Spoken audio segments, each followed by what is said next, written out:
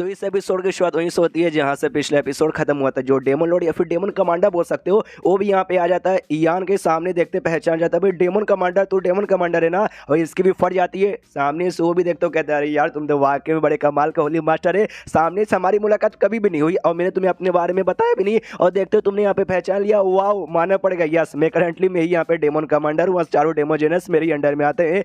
जो सुनते इयान के बोलते हाँ तो भाई जाओ डेमन एरिया में जाओ, अपना डेमन का जो काम है भाई अपना काम करो। आखिर भाई ऐसा इस एरिया में क्या था कि वो सारा चीज छोड़ के तुम यहाँ पे आ गए मुंह उठाकर। जो सुंदर सामने से वो कहता है यार मैंने तुमसे कहा था ना, मुझे तुम्हारे साथ बैठ के कुछ यहाँ पे बातचीत करना है, कुछ यहाँ पे डिस्कस करना है, तो इसलिए मैं यहाँ पर आ गया। जो सुंदर यान के बोलता है अच्छा ऐसी बात है क्या, लेकिन क्या डिस्कस करना है। जो सुंदर डेमन कमांडर कहता है बताएंगे भाई। से उड़ते उड़ते बताने में मजा नहीं आता। अगर वाकई में कोई यहाँ पे जगह है तो चलो भाई बैठ के वहाँ पे बातचीत करते हैं। पीछे से जो है और सीनियर ना मना करते हो, कहते नहीं सामने से भाई मास्टर मना कर दीजिए भाई, ये बंदा यहाँ पे बिल्कुल भी ठीक नहीं है, हमसे भी बहुत ही ज़्यादा पावरफुल है और शायद यहाँ पे गड़बड़ करने आया होगा। तो जो सुंदर ये आने के बोलते नहीं यार ये तो यहाँ पे बातचीत करने आया है और मुझे लग रहा है कि वाकई में कोई मुसीबत यहाँ पे खड़ी करने नहीं आया है, वाकई में बातचीत करने आया है, तो एक मौका मैं इनको यहाँ पे दे सकता हूँ। तो उनसे कहता ओके ठीक है भाई चलो मेरे साथ, हम आराम से कहीं पे बैठ के बातचीत करते हैं। तो डेमन कमांडर भी कहते चलो यार काफ़ी बढ़िया, तो चलो। और उनके साथ नहीं यहाँ के उड़ के निकल जाता है। और जो बाकी बंदे यहाँ पे बेसिकली नीचे थे, मेल लीडर था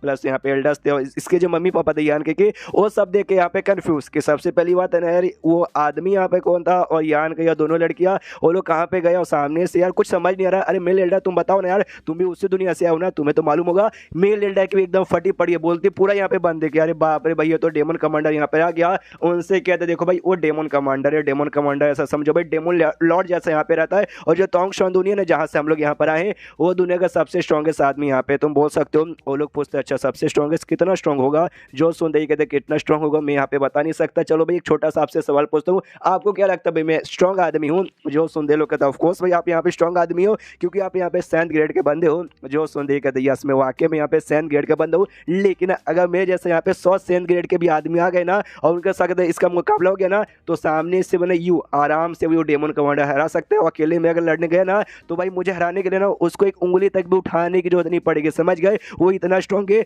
जो सुनते सारे के सारे बंदे हिल जाते क्या क्या क्या इतना। तो उसकी माँ यहाँ पे टेंशन में आ जाती, कह रही है मेरा बेटा तो उसके साथ गया, मेरा बेटा यहाँ पे सेफ रहेगा ना। और जो सुनते सामने से कहता हाँ आपका बेटा यहाँ पे सेफ रहेगा। क्यों भाई सेफ यहाँ पे इसलिए रहेगा क्यों भाई सबसे पहली बात उसे देख के ऐसा लगता नहीं है कि यहाँ पे वो मुकाबला करने आए फिर झगड़ा करने आए, तो झगड़ा यहाँ पे होगा नहीं, तो यहाँ पे सेफ रहेगा। और दूसरी बात है ना जो सीनियरली उसके साथ यहाँ पे थी ना वो यहाँ पे कमजोर नहीं है क्योंकि वो सीनियरली यहाँ पे 7th ग्रेड के 3rd लेवल पर आती है और मैं 7th ग्रेड के यहाँ पे पहले लेवल पर आता हूँ और डेमन कमांडर भी यहाँ पे 7th ग्रेड के यहाँ पे 3rd पे आता है। ये यानी उनका पावर ऑलमोस्ट यहाँ पे बराबर है। तो बाई चांस उसने हमला भी कर दिया ना यान कहीं पे तो सामने से सीनियरली पे बचा लेगी, प्लस यहाँ पे हैंड फाइव भी है तो भी यहाँ पे बचा लेगी। जो सुनते हुए इनके मम्मी पापा और हिल जाते हैं। इनको ये मालूम था कि दोनों लड़के यहाँ पे बड़ी स्ट्रांग है, लेकिन सामने से इतनी स्ट्रांग है उसमें से सीनियर लेकिन वो डेमन कमांडर के साथ भी मुकाबला कर सकती है, वो इनको नहीं मालूम था। तो वो मालूम जैसे चलता ना इसलिए भाई मम्मी पापा भी हिल जाते हैं। उसके बाद सीन्स होते हैं यहाँ पे यान कहीं पे जो शायद हाई हेवन पेविलियन किसी घर में ले आके उनको ऐसा बैठा लेते और सामने से डेमन कमांडर कहता है यंग मास्टर यान आपको यार मानना पड़ेगा यार, मुझे ना थोड़ा सा ऐसा लग रहा है भाई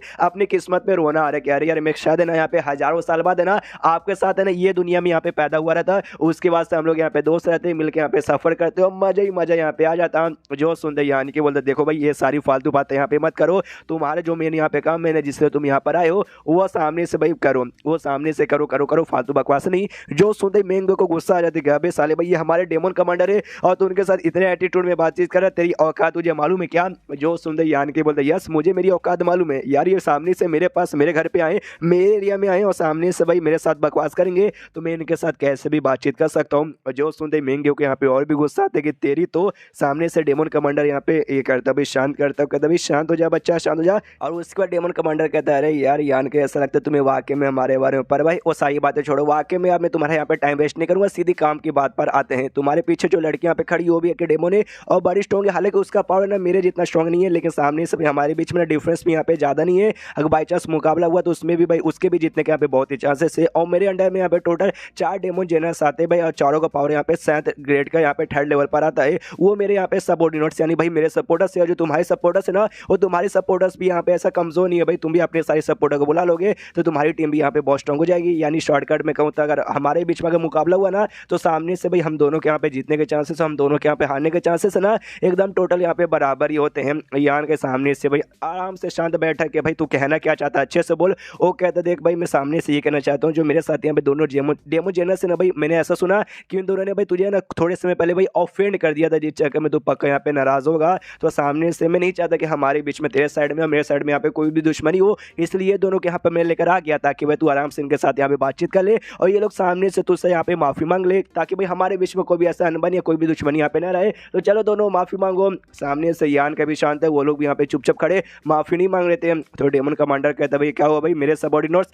माफी मांगो भाई, तुम क्या चाहते हो भाई, तुम्हारा मालिक मैं सामने से माफी मांगू तुम्हारे बदले। वो कहता ना ना ना ना ना, आपको मारने की यहाँ पे कोई जरूरत नहीं है। ये दोनों ही मांगते हैं और कहते भाई सामने से होली मास्टर हमसे यहाँ पे गलती हो गई, हमें आप प्लीज यहाँ पे माफ कर दीजिए। उसके बाद सामने से कमांडर कहता है ओके, तो सामने से उन्होंने माफी मांग ली। सबसे बढ़िया भाई गलती हो जाती है तो यहाँ पे माफी मांग लेने का, तो हमारे बीच का जो भी था लफड़ा सॉल्व हो गया, माफी मांग लिया।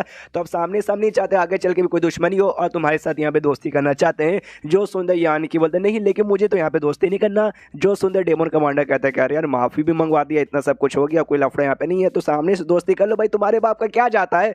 जो सुंदर यानी कि बोलते नहीं मेरे बाप को तो यहाँ पे कुछ भी नहीं जाता, मेरे बाप को तो तेरे बारे में यहाँ पे मालूम भी नहीं रहेगा। सामने से बस ये कहना चाहता हूँ, ये जो भी तू यहाँ पे नोटंकी करे ना, नोटंकी यहाँ पे बंद कर दे। ये मेन रीजन यहाँ पे था ही नहीं, मेन रीजन यहाँ पे कुछ और है। चुपचाप वो मुझे बता कि किस लिए यहाँ पर आया है। जो सुंदर वो भी कहता है अच्छा यार तुम्हें सामने से लगता है यहाँ पे गेस कर लिया कि भाई वाकई में कुछ यहाँ पे और काम है। हाँ तो कुछ और वाकई में यहाँ पे काम है और सामने से मैं वही पूछने के लिए यहाँ पर आया हूँ। मैं बस तुमसे एक छोटा सा सवाल पूछना चाहता हूँ, कंफर्मेशन करना चाहता हूँ, बस मुझे बता दो कंफर्म कि नहीं। तो ये पूछना चाहता हूँ जो यहाँ पे द ग्रेट डेमन गॉड है, तुम क्या उसके यहाँ पे इनहेरिटर हो, उसके सक्सेसर यहाँ पर हो क्या। जो सुंदर सीनियर और हैनफाई दोनों हिल जाते, कह रहे यार इसको यहाँ पे कैसे मालूम चल गया, और दोनों डेमन जेनस भी हिल जाते। क्या क्या क्या ये द ग्रेट डेमन गॉड के यानी अब तक के सबसे स्ट्रॉन्गेस्ट डेमन के या फिर सबसे स्ट्रॉन्गेस्ट आदमी के ये यहाँ पे मतलब सक्सेसर है सामने से यान के, ऐसा मतलब हगला वो भी ज्यादा कह रहे यार इसको यहाँ पे कैसे मालूम चला। वो कहने की कोशिश कहता है अच्छा मैं सामने से वो कहता है कि देखो यार तुम्हें मना करने का पे कोई भी जरूरत नहीं है, मुझे जैसा मालूम चला कि ये तुम जगह छोड़ के वापस तोंगशान दुनिया में जा रहे हो, उसके बाद से पक्का भी तुम्हारा होली लैंड है,